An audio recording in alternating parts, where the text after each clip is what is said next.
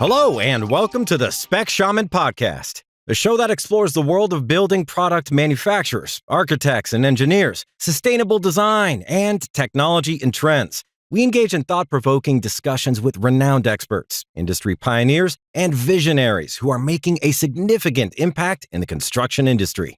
Join us as we explore groundbreaking ideas, revolutionary concepts, and the latest advancements shaping the built environment. I hope you enjoyed this week's episode. Let's get started. Welcome to the Blueprint of Outdoor Living podcast. I'm your host, Megan Vipond, and today I'm joined by Jeff Sarovi, Architectural Sales Manager for Keylink, and Jason Fora, VP of Marketing Development for Wolf Home Products. We also have special guest Craig Hannum, President of Marsh Creek Contracting. Combined, they have decades of experience in manufacturing and wholesale building materials distribution across various product lines. In this episode, we will explore the unique design, communication, and project management challenges of working on HOA and multi-family developments. Gentlemen, thank you so much for joining us today. Thank you. Thanks for having us. Craig, to get us started, could you talk about your history in the industry and how you came to be in the role you are today? Sure. Well, I was born into the construction field. My dad started and ran a construction company since he was 18. And I think I was free labor for a few years there for him. But I went to Penn State University. And after that, I started at a small technology company to try something different. And then I went into and started working for NVR, which is NV Homes and Ryan Homes, as a project manager to get back out into the field, into the passion that I love. I was there for about 2 years building production homes. And then I went from there to Toll Brothers. And Toll Brothers, I helped run their entire stucco remediation division to help remediate the homes that they were failing, essentially. I was there for a couple of years, and then my dad came to me and asked if I wanted to take over the business. So I took over I jumped at the opportunity, and after a short conversation with my lovely wife, and we took the jump, and we started Marsh Creek Contracting in 2016. And we started with 4 guys. We started with myself, my dad, my uncle, and my brother-in-law. Now we are up to 34 guys, and we have multiple crews up and down the East Coast. And we predominantly work with HOA communities and multifamily projects, but we also sprinkle in single-family homes as well. So that's kind of a quick 30,000-foot view of who I am, what we do, and what we specialize in. Amazing. So it started as a kind of family business, now working on multifamily projects. Yep. So what unique design challenges then have you seen arise when working on HOA and these multifamily projects? So the uniqueness of the HOA space is everybody has a different opinion.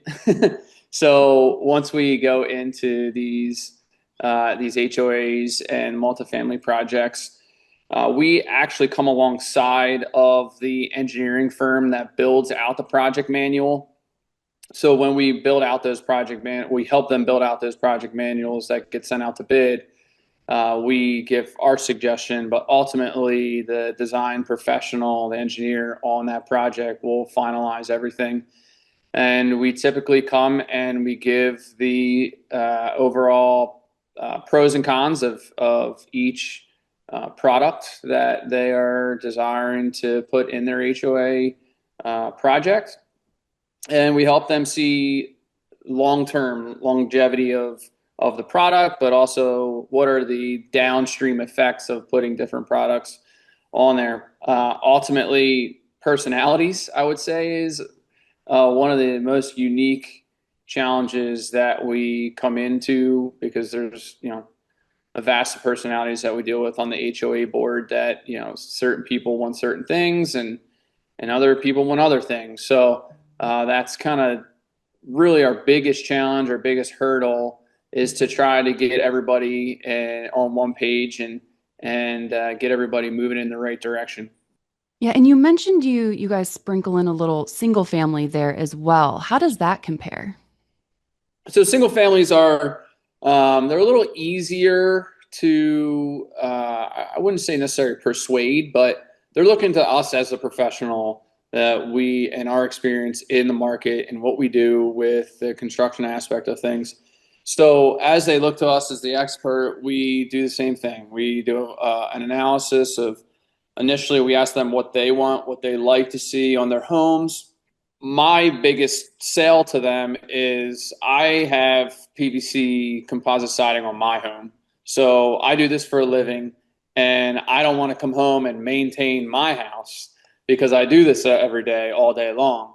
And the typical homeowner doesn't enjoy maintaining their house. They want a product that's going to last, that's not high maintenance.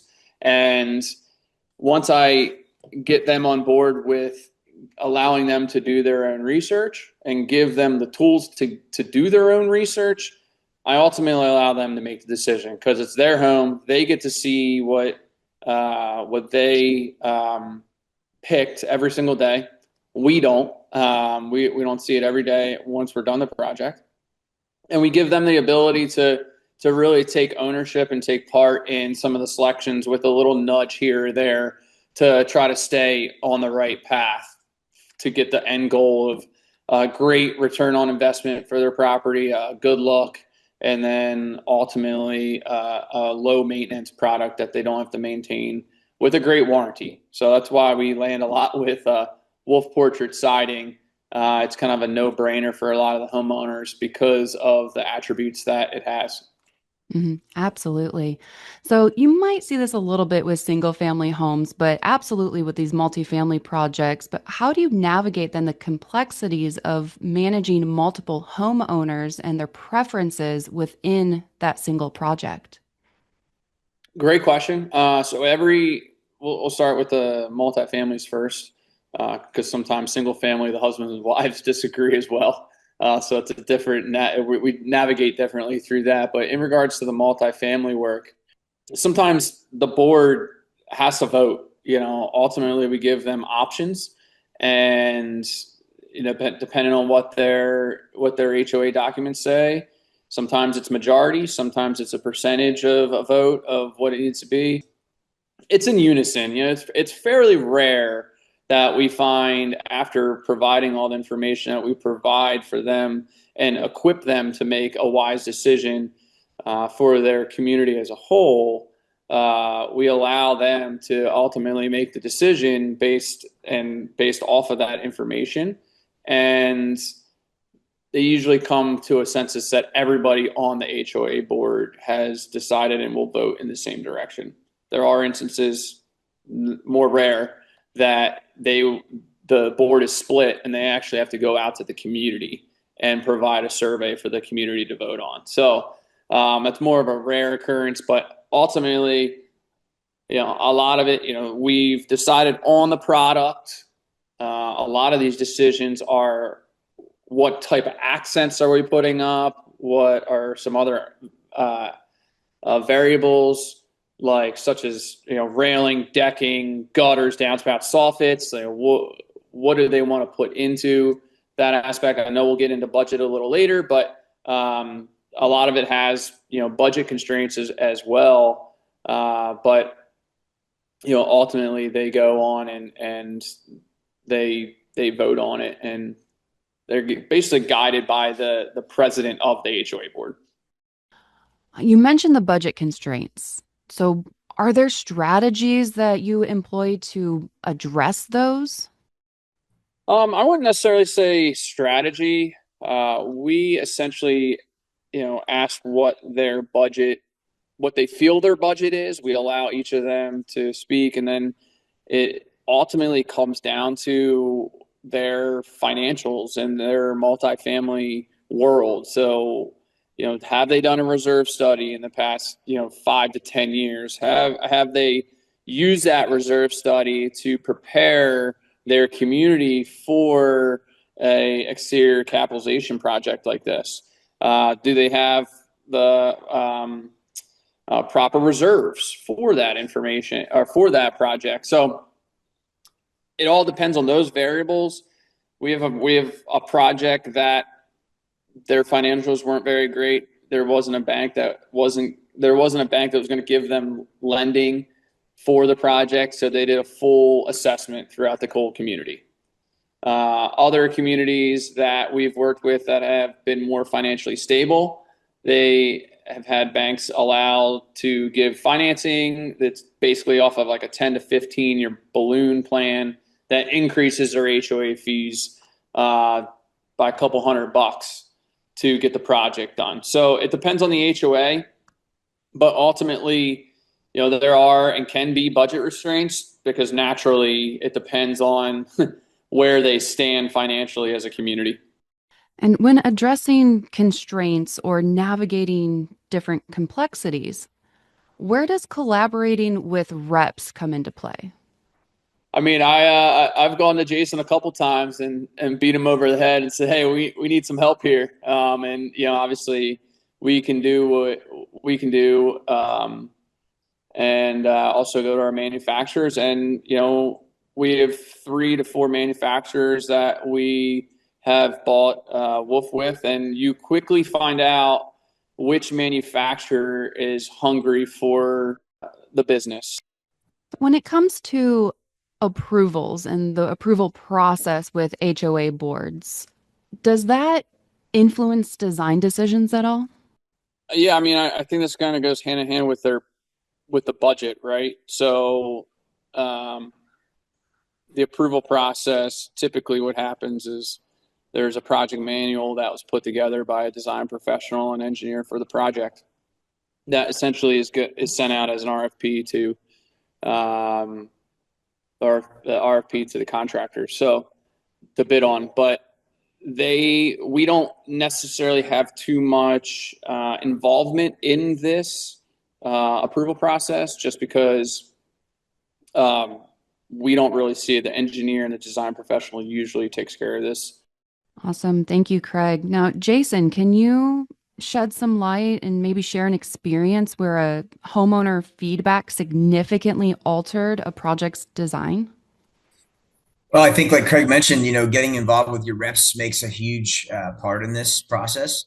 Craig has always leaned back on me, and with a great partnership, we work together to really convince that HOA. Of course, the board is comprised, usually of owners from the community. So getting in front of them is really the key process, and winning them over by just explaining the process, which Craig clearly has well defined, right? As far as contingency processes for backup in case there's problems, that's probably a bigger one to lean on, right? If there's issues, you never know when you peel the onion away, how many problems are behind it. So I think that's really important. I think leaning on your reps, to help with credibility.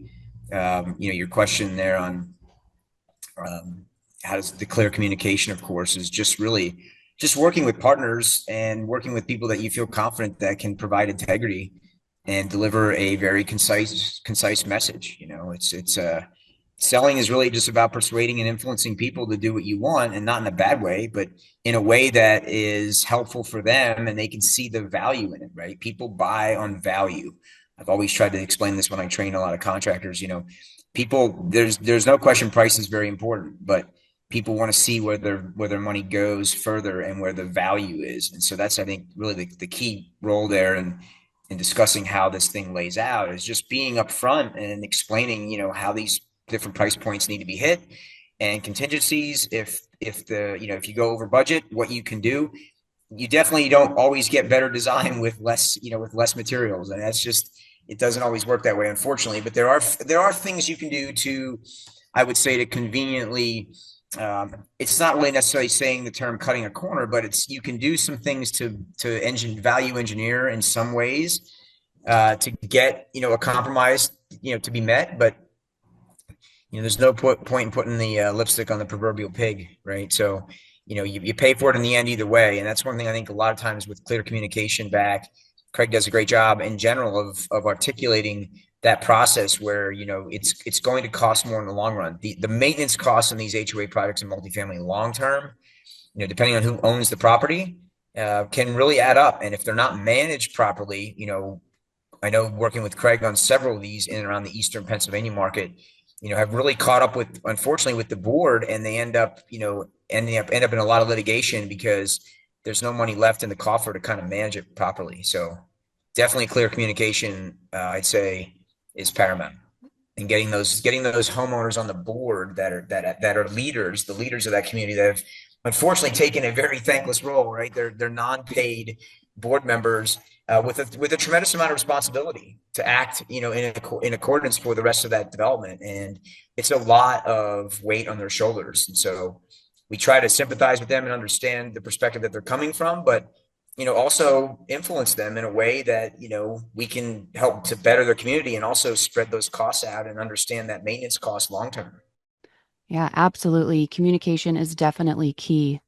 I just want to comment one more thing on communication, and in addition to communication, setting clear expectations of the project. And I know working with Jay and Jay working with Craig, expectations are critical.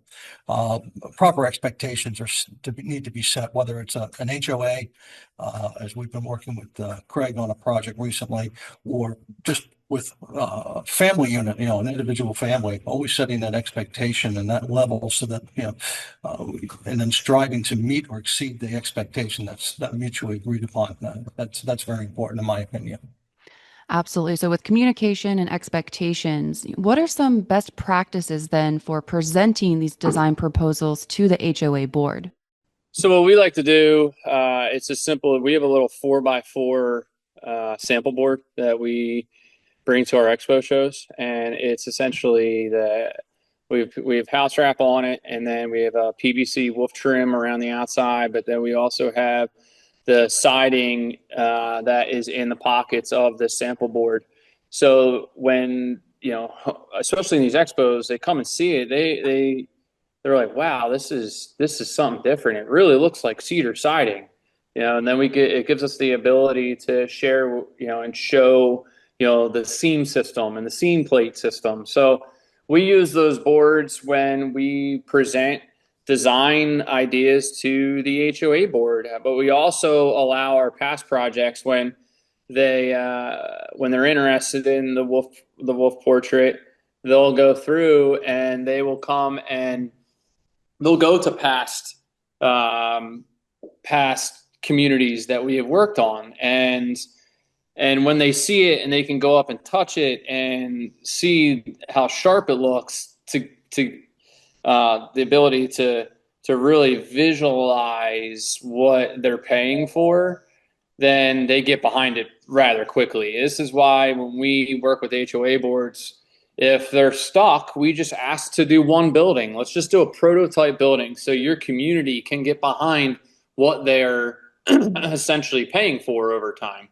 Because if you can't see it and you just see it online and you can't touch it and feel it, see the end product, then it's hard to really, go through and essentially see the value in it.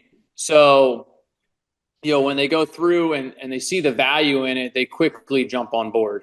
And this is where we give other options as well. And it's kind of an analysis that, we give other communities that we haven't done wolf portrait siding on.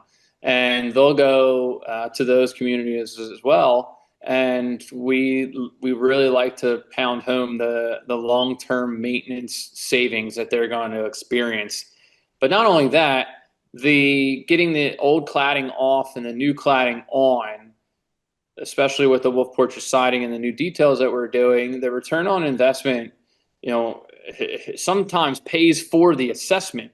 So a lot of the homeowners this is a perfect example. In the one project we had in Eagle View up here in Downingtown area, Pennsylvania, they wanted fiber cement. We were able to give them other options just to have them allow to make an educated decision, because they own the outside of the buildings. So they were spending an astronomical amount of money on the maintenance costs for their stucco. So my simple question was, let's try to get that maintenance cost down as low as we can. And these are some options that you have. They ultimately landed with Wolf. So there was about 10% of the community that still wanted stucco and or fiber cement. A couple of those homeowners that were in that group very quickly changed their minds once they got their home reassessed, and they sold it for almost triple what the assessment was. So, that's just a prime example of what a exterior capitalization will do to a multi-family community, a single family home, by getting the old product off and putting a new product on, and they see the value in that. And that's essentially just going back on our history and our experience with this specific niche that we're in with the HOAs and the multifamily work. We like to hit on that and hit on that hard, because not everybody really understands and can grasp that aspect. So if the homeowners would go after their project is done, and obviously if the interest rates are appropriate, but they could go and refinance their home and pay off their assessment, and the value of their property has gone through the roof, where then the biggest issue that they experience is the assessment office stopping by. So this is just some of the practices we use to present to the HOA boards through the expos and through the individual meetings that we have with them. So now, talking about commercial versus residential, from a design perspective, what are some key differences in those projects? From a design perspective, we see a lot of crossover today. A lot of the multifamily commercial projects that KeyLink is seeing today are copying the residential detail or style of railing, both infill and rail profile and the like. The biggest difference being the scope of the project itself. Multi-story versus single deck on the back of a property. So quite frankly, the lines are a little bit blurred as far as the design perspective today. A lot of that is trying to be copied over. I do recommend, though, based on cable's been a very popular infill of late, both vertical and horizontal cable, and I suggest that a consideration of use, and for that matter, abuse, be considered when selecting the proper infill for a project. I wouldn't necessarily recommend the horizontal cable on a 5 or 6 story building, just because, one, it's a maintenance issue, and two, while it's not in the code, the opportunity to climb said cable and get hurt is certainly there. So that has to be weighed out carefully in that application. But again, we see a lot of different things. Square baluster still remains the most popular infill, or just a baluster in general, or picket as maybe some people refer to it. It's still the most popular infill today for railing manufacturers. I can speak for that and for KeyLink as well. So again, I think really it's just the lines get blurred a little bit, and it's just really the scope change. Yeah, I would want to add to that also, when it comes to commercial versus residential, there's always different codes that will apply. So that will change some of your design. When you think of railing commercially, it needs to jump to 42. Decking needs to be 12 inches on center, and your warranties will change. Our decking warranty for commercial is definitely different because of the wear and tear you experience on a commercial job versus residential. So look into that. There are some exceptions to that rule. When it comes to Craig working on our siding, we do some supplemental warranties that we would otherwise not do, because we want to capture that in the multifamily market. But in general, I'd say, just pay attention to the warranties and any of the code changes that vary between commercial and residential. Agreed. Thanks, Jay, for clarifying that as well. Durability and maybe even aesthetics vary between commercial and residential, or single versus multifamily. How does that alter material choices? Well, again, similar to what Craig had spoken about before, we want to make sure that we're selecting the correct product to get the longest life cycle out of that product, whether it's a homeowner making a decision for his personal property or an HOA making the decision for multiple buildings on a particular site. Sitting down, looking at materials, comparing, contrasting materials, finishes on materials, warranties, comparing, contrasting that, ideally looking at the durability. Last thing, I've often said to people, if I sell you railing today, this year, I'm not selling it to you again next year. It's a product that's going to last multiple decades if properly maintained. And much like today's decking, Jay and Craig can speak to decking and some of the Wolf siding products as well. They're designed to last multiple decades. And again, just the durability is key, and you pay for that. It's a small cost overall, but it's still a cost that has to be considered. Jason, a moment ago, you briefly mentioned warranties. What considerations are there for warranties in these commercial projects, and does that influence the design decision? It can, it really comes down, I think, again, back to budget, like Craig said, and explaining and expressing the value, the value play. Things, for example, I use the example in selling this to a single family home, but it would apply to commercial jobs. If you're putting decking down and you're putting it on a substructure made of wood, I'm not knocking wood today, but unfortunately it doesn't hold up like it once did. And so you're putting, these 35 and 50-year warranties on a product that doesn't carry any warranty, right? So there is alternatives. There is a product that, Owens Corning makes, that's a structural plastic product that has a fiberglass mesh inside. There's some steel options out there. There's aluminum subframe.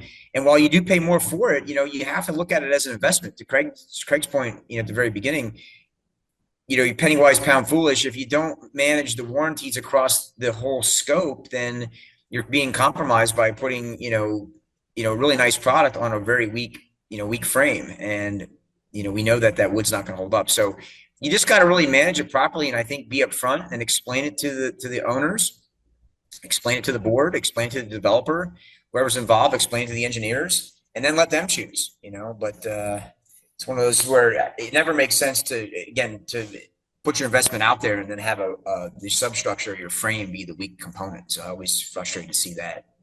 Other things to consider with warranties, and I'll speak specifically about KeyLink and our railing product. While we offer a warranty on all of our product, we offer a labor warranty, and as do many manufacturers in our space. Oftentimes, most likely it's prorated. Residentially versus non-residential, they're different lengths of time that they are covered. In residential, there's a 5-year prorated warranty, and in commercial applications or non-residential applications, it's a 2-year prorated warranty, where we have a technical team that goes out, and if there's a service issue, we handle it. So those are other things that, for peace of mind, and some of the things that we like to do and offer to do on a regular basis is work with the contractors early on, doing site visits, pre-installation site visits to make certain that the product is understood and that the ease of installation that we design into our product is easily attained by a contractor. Today, we're finding more and more contractors are using our product, KeyLink product, for the first time in some of these non-residential applications, and we work very carefully to ensure that the ease of installation is there so that they can maximize their time and not, and again, use of materials, shop drawings, all those details that we get involved with. So again, very important. So how does certain requirements, like maybe a 12-inch on center decking in commercial projects, impact your design approach? It shouldn't really affect the design too much on a 12 on center, it really comes down, I think, like one example would be for, as far as decking goes, most folks that install PVC decking would install it at 12 on center anyway. You have far less deflection and more control. So those are kind of best practices that we always incorporate on the training side. But, when it comes to a good example of that would be actually on Jeff's side, where he has this fascia mount, where those fascia mount brackets can push everything to the outside. So when you're thinking about a requirement on a commercial project that may impact the design, if you have a small balcony type of application and you want to get a little extra space on a tiny balcony, it will make a considerable amount of difference, and that pushes those all to the outside. So knowing that those items even exist, I think, is half the battle. It's a definitely a war for information out there, and it's our job to explain the options that people do have, and obviously do our job and sell that. But having examples like a fascia mount where you can push your railing to the outside is very, very helpful. And we see that oftentimes in these multi-story projects, as Jay mentioned, where you have a small outdoor balcony or deck space, by putting the post on the ledger using a fascia mount bracket. The rule of thumb is that you pick up a half a square foot of usable space for every lineal foot of railing. So again, you can pick up 10, 15, 20 square feet of usable space rather quickly. There's a trade-off. Of course, there's some expense to the brackets, but it's not something that is cost prohibitive. The other times that we see that type of approach using the fascia mount bracket is when on a second floor or multi-story deck, where they have a finished ceiling underneath, the requirement or the desire by both the architect and the contractor to minimize water infiltration onto that ceiling, vis-a-vis a leak. The opportunity to use the fascia mount bracket, you're not directly mounting above it, so to minimize the opportunity for that water infiltration to possibly ruin that finished roof space or ceiling space underneath that deck. So again, it's kind of another reason that we see that oftentimes specified and then installed. So another potential impact on your design is building codes. Can you discuss how building codes might differ between commercial and residential projects and how that affects the overall planning? Yeah. If you reference, going back to the ICC, the International Code Council, they update every 3 years, as all our design professional colleagues know that. Currently, we're in 2024 code year. At this point, there's the ICC then breaks out into the International Building Code for non-residential or commercial applications, and then the IRC, the International Residential Code. As Jay alluded to earlier, the biggest difference visually would be that of the height requirement. 36 inches, the requirement for residential, 42 inches, the requirement for commercial or non-residential. We also look at the deflection standards. The deflection standards, when we look at test data, there's a design standard, and then there's a testing protocol, or a safety factor, I should say, that's incorporated in that. That safety factor is 2.5 times the design requirement. So we're looking at minimum of 500 pounds of pressure on some of these, on the post and the railing sections. I've witnessed a number of times, I know Jay's been into our facility as well, when we test products, to the loading requirements, and then we test to ultimate failure. And again, we're getting significant loading on these posts and as well as the sections, and then it's all recorded by a third-party structural engineer and then written into a final report. We've recently uncovered with some manufacturers, and I brought this up to a few architects in some recent conversations. There's been some manufacturers, and I don't have any names off the top of my head, that have been doing testing via mathematics, and they've taken basically the alloys, and then they've done mathematical equations based on wall thickness and length of post and some other factors that go into it, and they basically state in their reports that the material tested, albeit mathematically by a mathematical equation, will meet or exceed the code. Manufacturers like Keylink and many others will physically test the materials and then have both written and videographic evidence of those testing processes and photographic evidence as well. So it's very important to make sure when specifying this, what materials that you're specifying and do they meet or exceed the codes that are required for the project. So let's hone in now on multifamily, specifically HOA projects. What makes the process of managing those HOA projects lengthy or tedious? when it comes from a design standpoint? I'll touch on this. Just working alongside of the design professionals, the engineers, and really, the first point of communication is typically to us in the expos and some of the HOAs that we have worked with. And then we advise them that they need to get a design professional on board to make a project manual. And from what we have heard and seen is everybody is running a million miles an hour, and it's hard to get everybody on the same page, to have meetings, to work through different aspects of it. So it's not like you have a husband and wife that can sit down at one time to review everything. It's based off of monthly board meetings. So this is what typically takes it so long is, they have very high paying jobs as a HOA board member, as we joke, and their time is valuable, and typically they try to get everything crammed into an hour to 2 hour meeting once a month. So I'm sure you guys can imagine the challenges behind that. And then, you loop in, schedule conflicts, stuff of that sort. But ultimately, what we help with the design professional is we like to provide deadline dates. And if we provide deadline dates to keep them focused and keep them on track, then there's certain milestones that you can hit in regards to getting the project to construction.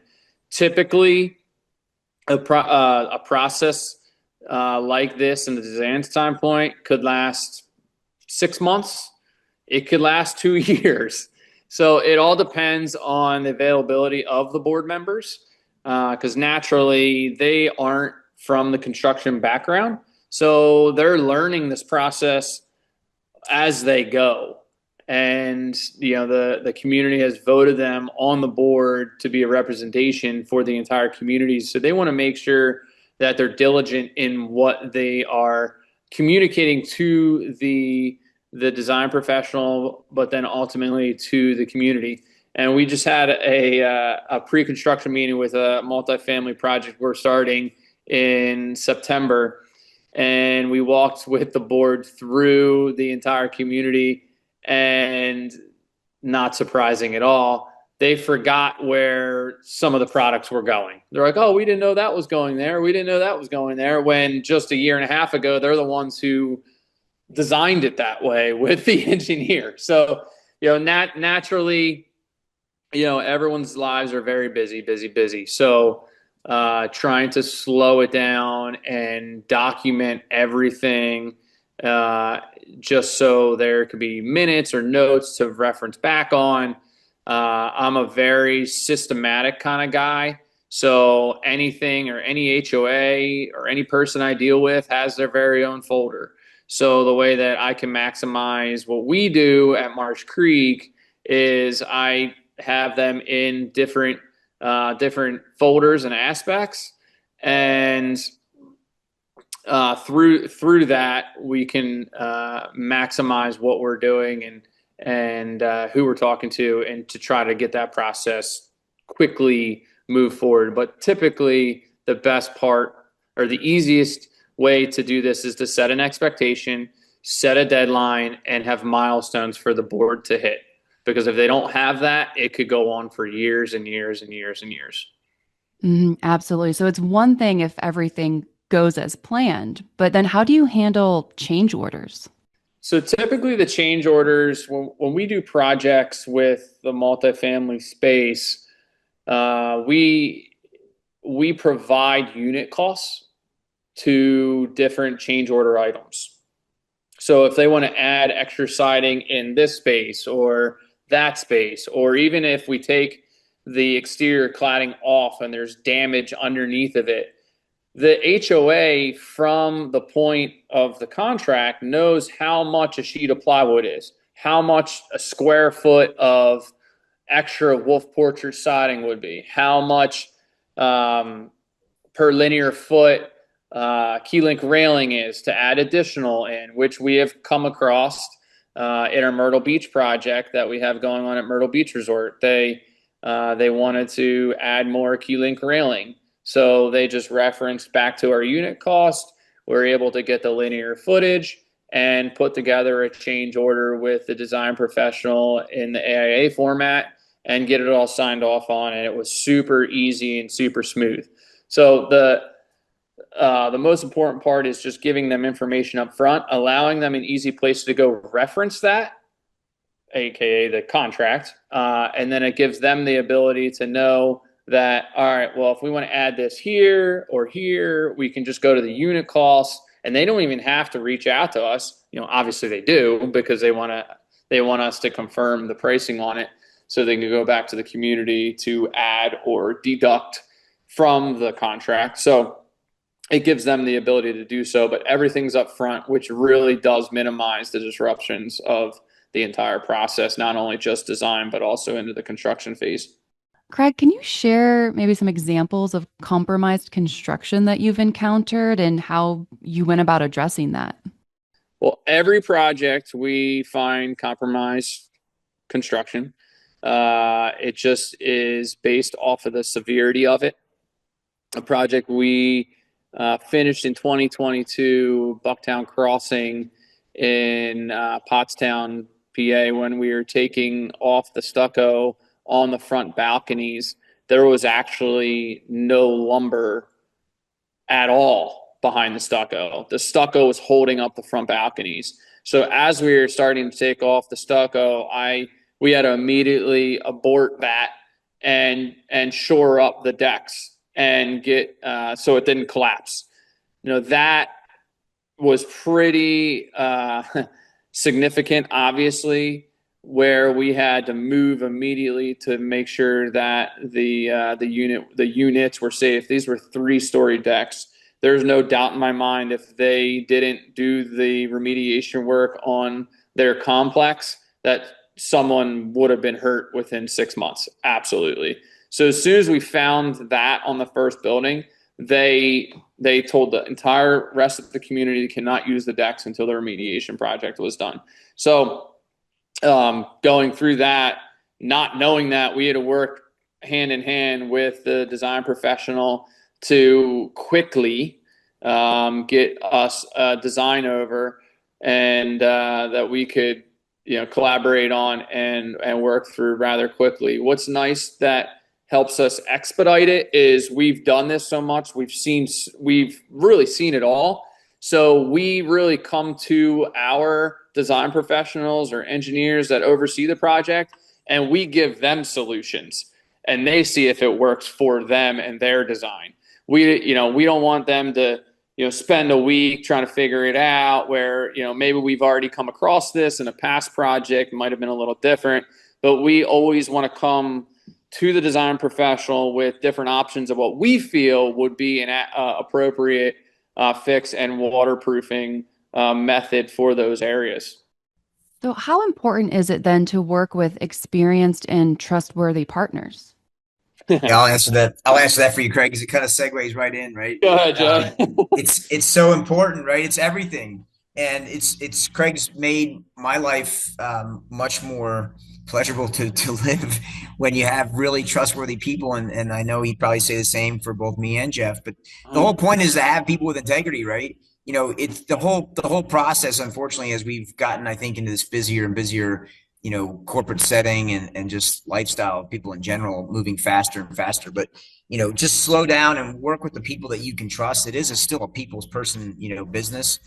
And work with the people that solve problems, right? I think there's too many situations. The same compromised deck that Craig was referencing in that multifamily project was due to extremely shoddy install, and they didn't flash any of the ledgers. The ledgers were not flashed properly. Water was getting in behind. Stucco, we know, will hold water. There was no flashing detail on the back of any of those ledger boards, and so it just comes down to working with people with integrity. We need to be viewed as trusted advisors, and if your reps are not acting as a trusted advisor, you need to move on and find someone who can. Yeah. that's the unfortunate reality. I mean, you need to be a consultant, and if it's outside your lane, you need to, make people be aware of that. But, be a consultant across the board. I train so many reps that when I work with them to try to explain to them that, learn other systems and be a resource. You may not even get a sale out of it, but be a resource. People will always lean on you if you are acting, with their best interests at heart. Yes, absolutely. Now, with all of these processes and challenges, what role does documentation play in managing design changes and ensuring accountability? I mean, really, it's everything, right? I mean, we document our documentation.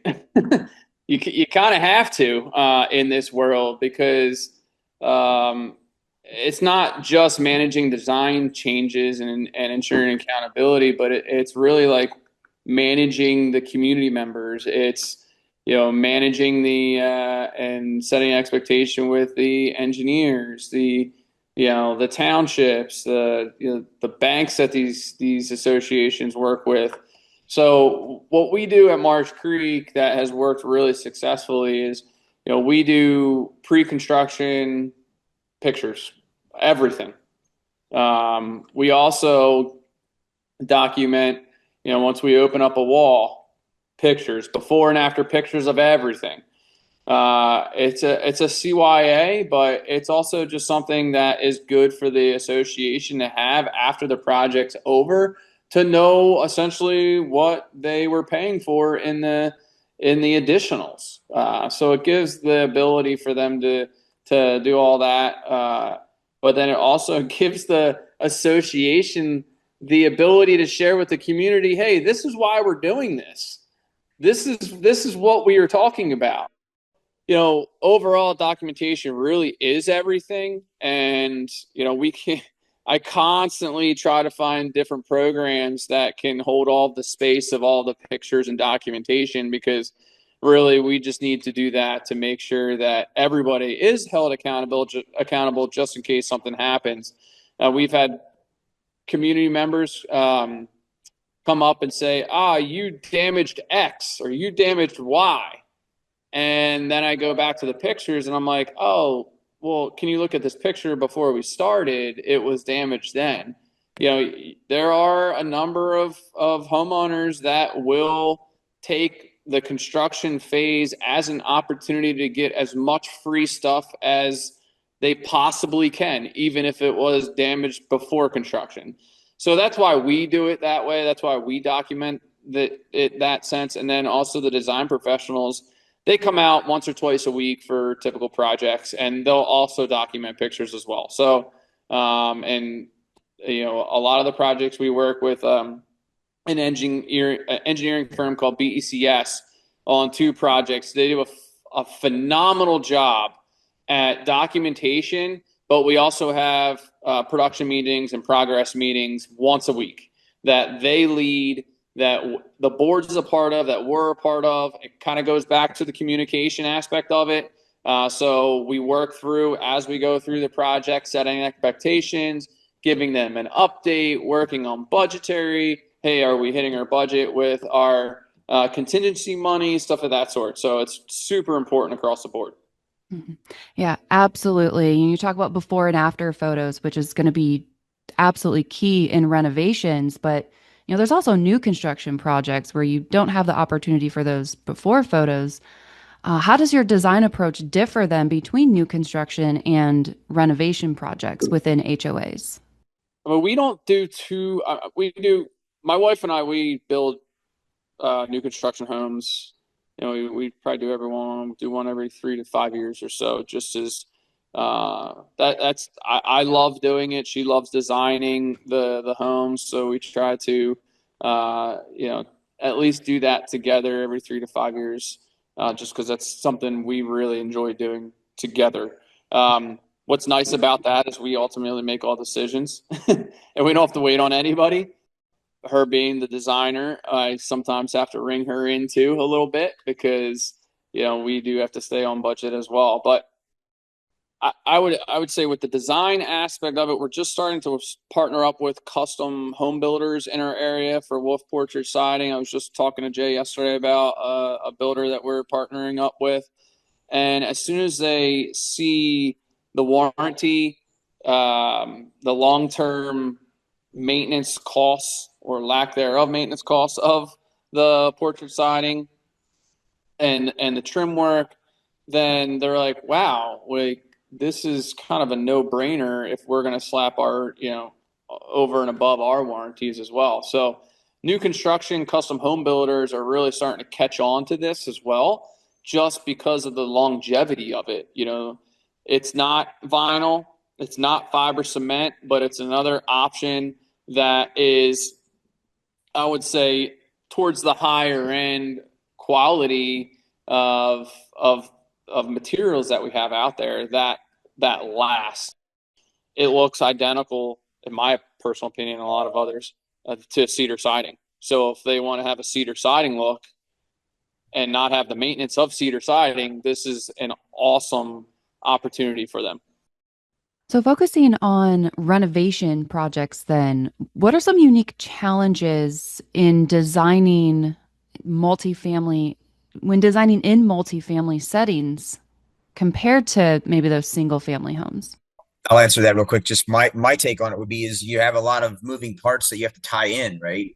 So if there's one feature, whether it's a roof detail or a certain gable detail that had recessed windows versus proud windows, there could be numerous amounts of different options that you have to consider, relative to, again, peeling back an onion, where if it's single family homes, or new construction, you're dealing with one person versus maybe 50 or 100, and you're dealing with a project from the ground up where you can change some of your details, as you go based on, an architect's recommendation. So definitely utilizing it. Number one, a design professional is extremely helpful. They can help, get a lot of the details kind of sorted out before things, before the dust has to settle. So then how do you integrate modern design elements into renovations while respecting that existing architectural context? That's where I'd stay in my lane. That's where a extremely helpful and resourceful design professional, architect, would come into play, right? They do that for a living. They can make things look integrated. They have a great knack for it. It's their lane. So contact someone that you can through references or through a testimonial, or even just asking folks in the trade if you don't have one. But the AIA Association has listed architects, but it's great to find a professional like that. They will help to seamlessly bring those projects together, and where it's definitely not my lane. And what are some considerations for material selection in renovations to ensure compatibility with the existing structures? Well, I think, like Craig said, items that look like a traditional material. It's good to always lay out like a storyboard and maybe give different options to the board.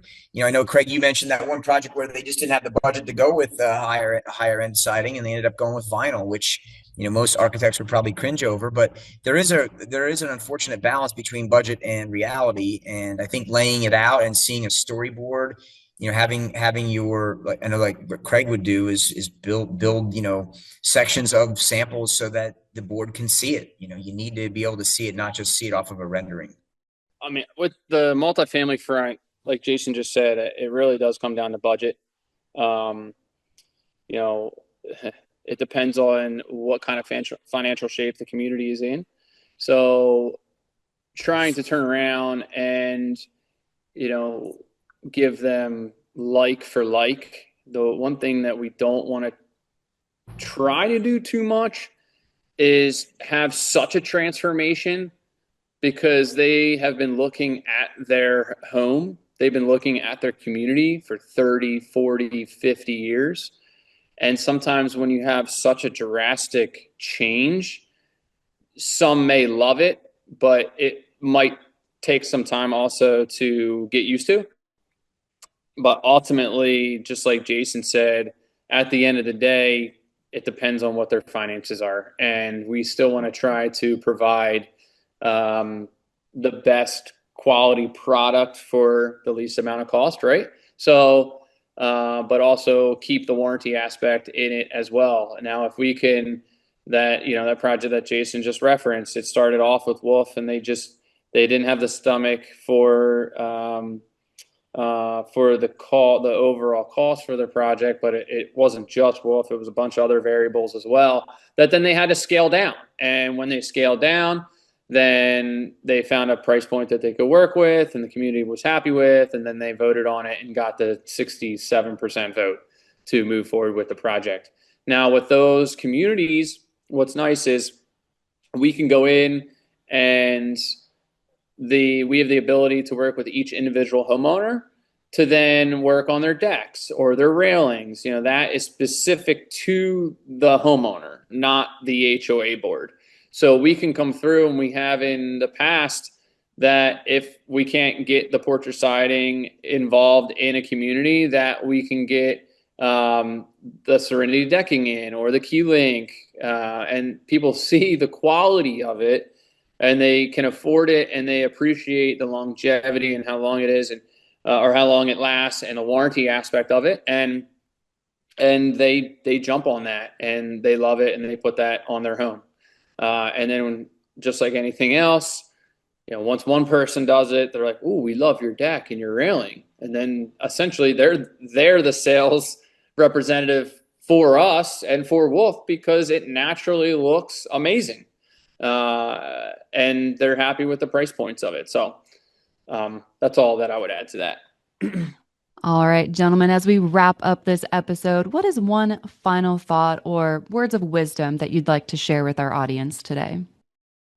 I guess I'll start on this. From what I learned through, our career and building out our company here is, relationships are key, and you want to take care of the people that make you who you are, right? So our staff and our management, we really are based off of and try to run it like servant leaders. I would never give my guys something that I wouldn't do myself.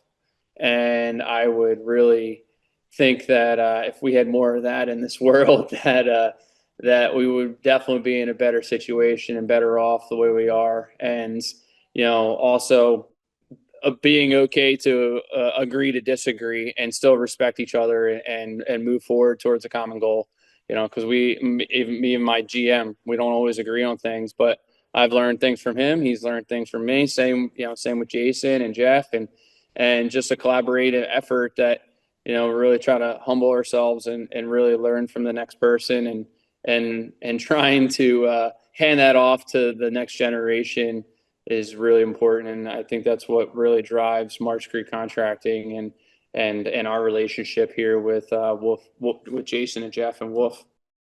Couldn't say it better than Craig already has. Again, just be humble, be willing to learn, be willing to improve, listen, and collaborate with those that are around you, and to be the best you possibly can be each and every day.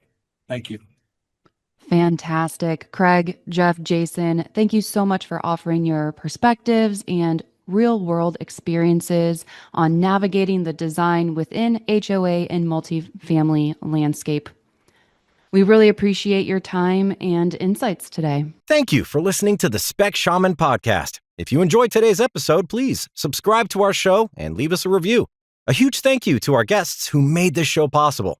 Building product manufacturers who want to increase their specification opportunities, please visit specshaman.com or ronblank.com. Thanks all for this episode, folks. See you next time.